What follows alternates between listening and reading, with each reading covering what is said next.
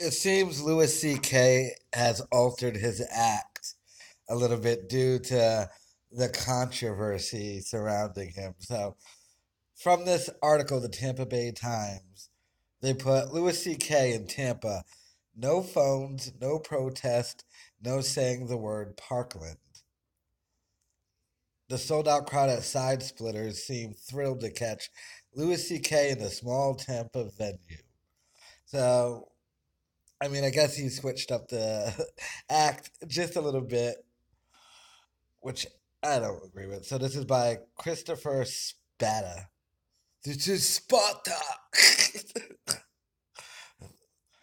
so, Tampa. Louis C.K. performed the first of six sold out shows at Side Splitters Comedy Club on Wednesday and received a standing ovation after his hour-long set. Now, this is still the leaked set. He's working on material, so of course some things are going to be taken out. Although I think he took out like the Parkland stuff and other things due to the controversy because I'm sorry, but they were hilarious. um, there were no protesters, no phones allowed, and no jokes involving the Parkland shooting. Though the comedian did allude to the outrage he stirred up with the previous joke on that topic, as well as his own admitted sexual misconduct. If you want to make people forget that you masturbated in front of someone, tell a joke about some kids that got shot out of school, CK said. I mean, sorry, that is a funny joke. Drawing big laughs. That's worse. They tend to forget the first thing. CK's first show in Tampa is nearly 5 years, comes under wildly different circumstances than when he headlined the Oddball Comedy Festival at the Mid Florida Amphitheater in 2014. Yeah, I'd say, how much money did he lose? About $35 million. Oh my God, that's a lot of money. Then he was, although, if you lost $35 million.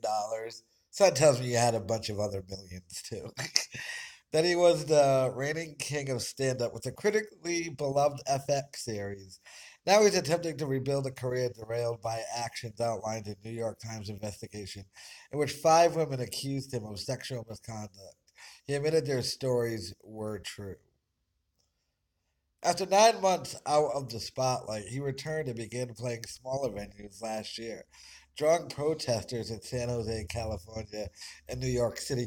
Yeah, see, that's the problem. You notice these shows are down in Florida. You notice in California and New York, you're going to get protesters. You're not going to get protesters in Tampa Bay, Florida.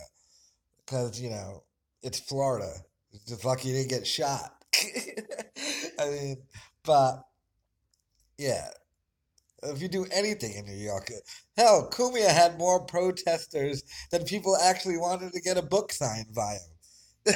That's how much people protest in New York and in California. So I used to play arenas, he joked in Tampa, to a capacity crowd of about 250 who'd paid $30 each for tickets.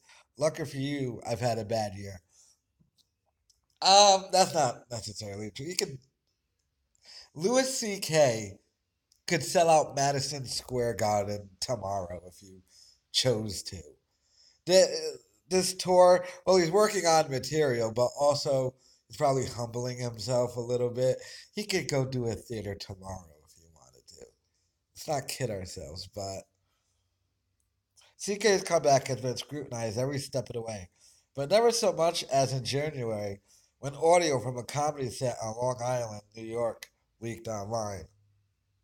That set included a joke complaining that not interesting students who'd survived Parkland were testifying in front of Congress. And another joke, he complained about young non binary people wanting to be identified by they/them pronouns. I want to be referred to as there, but can identify as a place, CK said in 2018 recording. A joke and a topic that did not make it into Wednesday's set in Tampa. Now that joke was hilarious too, and this is what I'm talking about. Like as they're working on material, of course they'll get rid of some stuff and keep some stuff. He would have kept that joke. if there wasn't the controversy around it.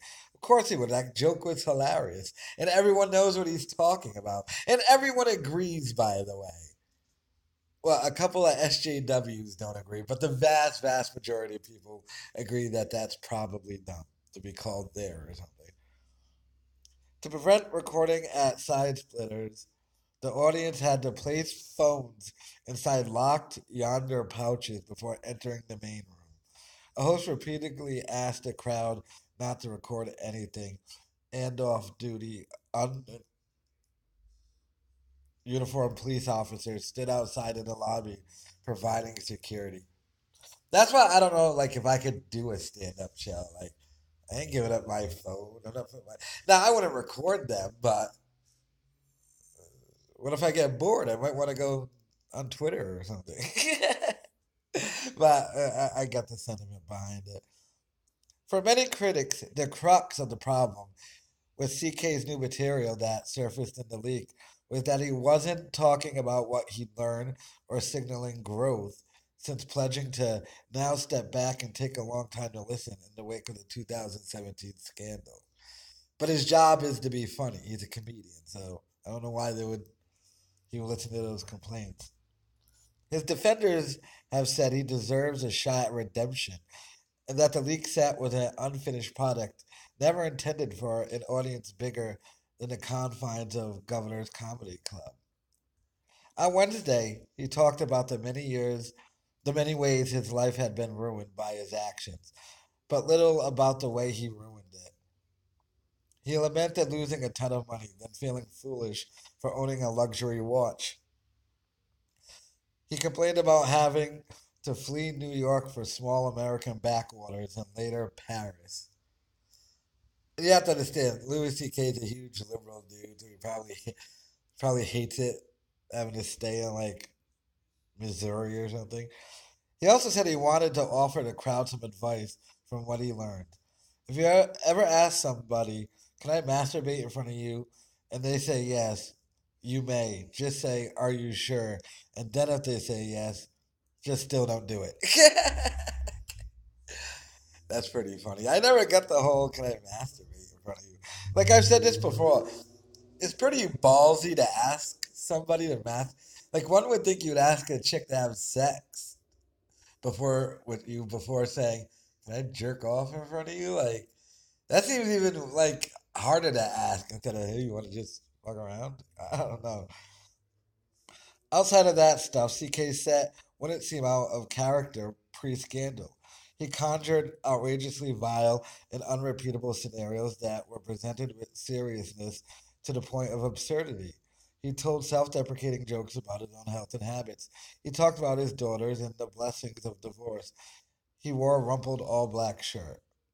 The crowd contained many couples, men and women, and was unremarkable except for how hard they laughed. Also, it is the Duke Christopher Sparta.